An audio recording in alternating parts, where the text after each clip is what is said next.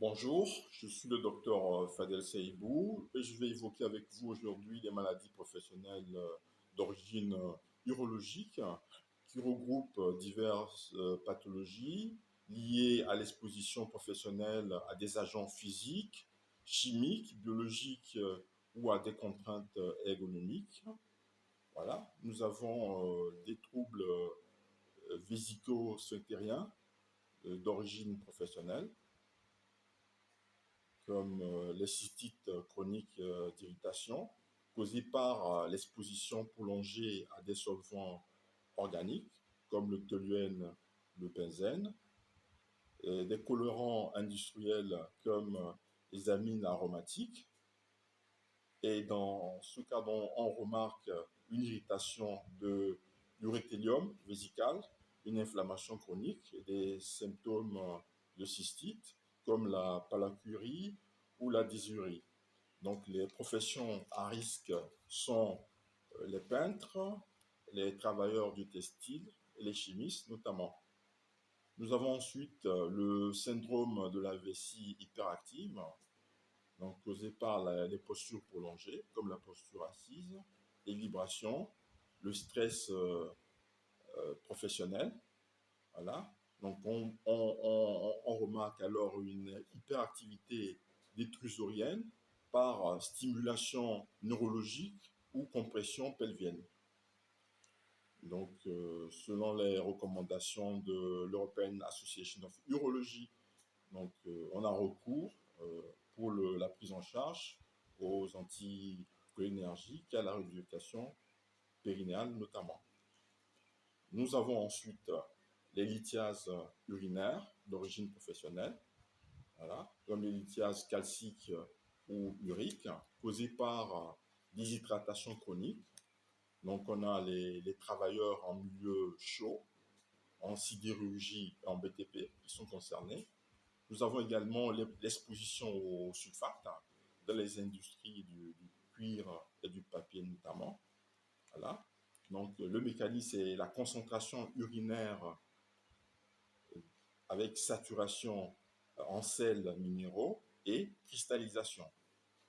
Donc comme prévention, on a recours à une hydratation supérieure à 2 litres par jour et à l'adaptation des postes. Nous avons ensuite les cancers urologiques d'origine professionnelle. Donc, nous avons le cancer de la vessie, avec comme agent responsable les amines aromatiques, comme le benzidine, naphthylamine, voilà, les industries du caoutchouc, des colorants également, voilà, le- les hydrocarbures polycycliques contenus dans les goudrons, les fumées de soudure notamment.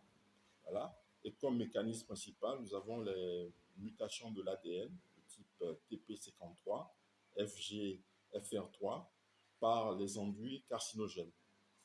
Donc, comme recommandation, nous avons le dépistage par cytologie urinaire plus cystoscopie pour les travailleurs exposés depuis plus de 10 ans, selon les recommandations de l'American Urological Association.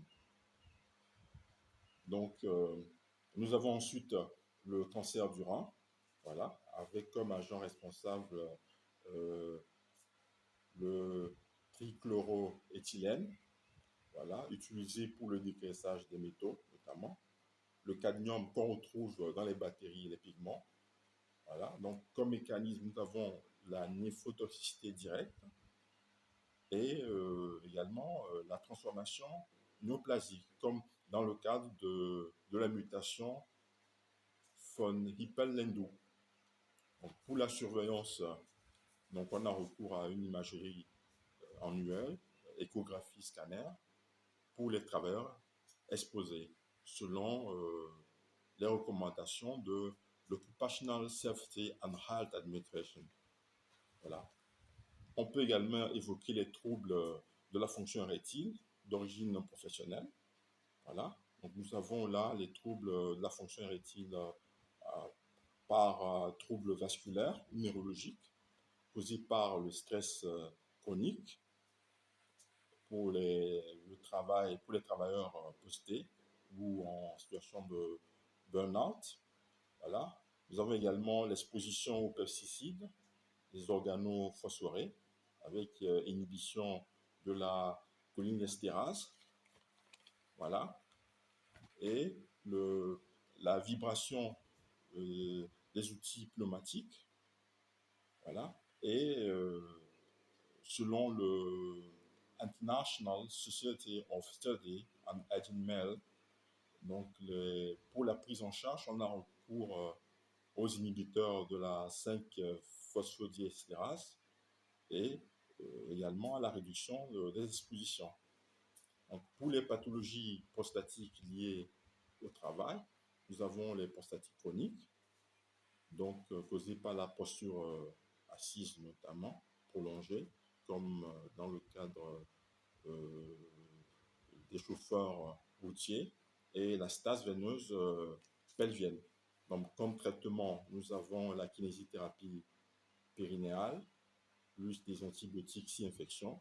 Donc, selon le National Institute of Health, Chronic Prostatic Symptom Index Criteria.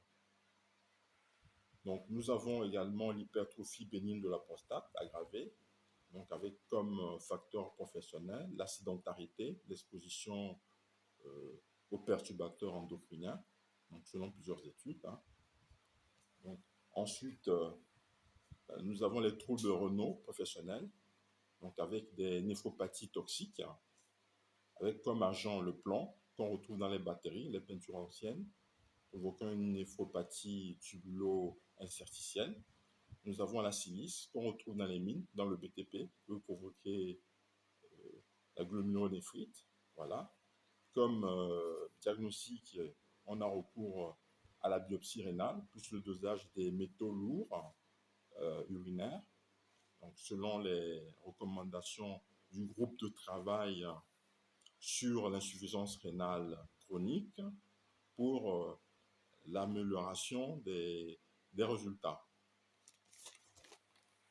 Donc, comme recommandation générale de prévention, on a l'évaluation des risques avec mesure d'exposition en ayant recours aux valeurs limites, comme celle de l'Occupational Safety and Health Administration.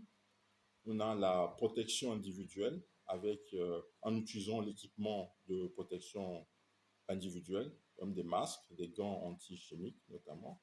Nous avons le dépistage avec surveillance biologique et imagerie, et la législation, c'est-à-dire la déclaration en maladie professionnelle. Je vous remercie.